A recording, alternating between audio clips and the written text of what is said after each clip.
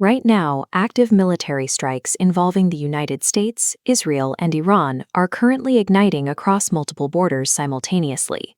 The United States recently targeted Iranian military installations on Kharg Island, located off Iran's southwest coast.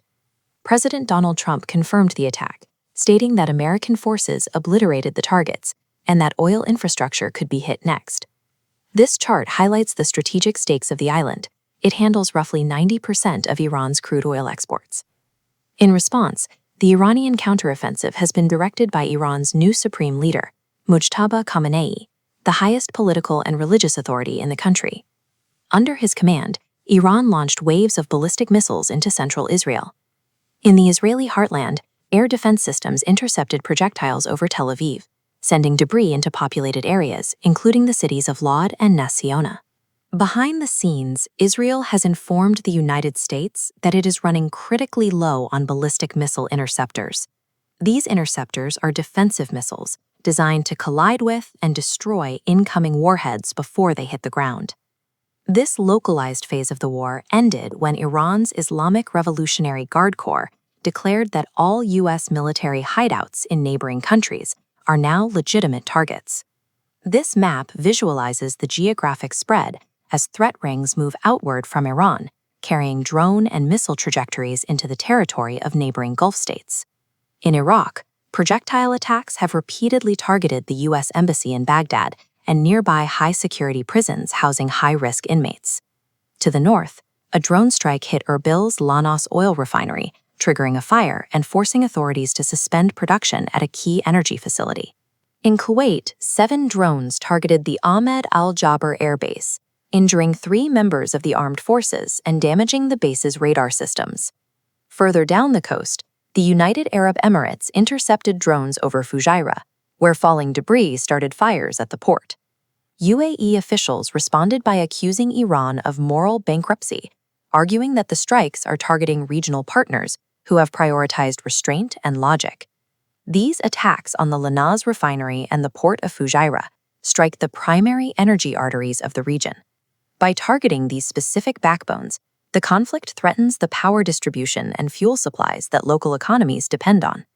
A second front has solidified on the Israel-Lebanon border. Hezbollah is currently launching missile salvos at Israeli troop positions. Hezbollah is a Lebanese Shinev militant group and political party that acts as a key regional ally for Iran. Israeli counterstrikes have intensified across southern Lebanon, with one raid in the Nabatea district killing 12 medical workers, including doctors and nurses. Israel has positioned heavy armor along the border, threatening a ground invasion of Lebanon to push Hezbollah forces back from the frontier. Diplomatic tracks are currently stalled. While Lebanon is ready for talks, its parliamentary speaker insists on a full ceasefire before any negotiations begin. This northern front acts as a massive resource drain, forcing Israel and the U.S. to commit significant naval and air assets to the border, rather than focusing solely on the Iranian mainland. This map shows the definitive choke point of the global energy market, the Strait of Hormuz. Ship icons are turning gray as captains anchor their vessels or switch off their transponders to hide their locations. Iran claims the lane is only closed to its enemies, but ships transiting the waterway face the risk of mines, drones, and close-range missiles. Defending this maritime policy is Foreign Minister Abbas Araghchi. Araghchi is Iran's top diplomat, responsible for communicating the state's strategic objectives to the international community.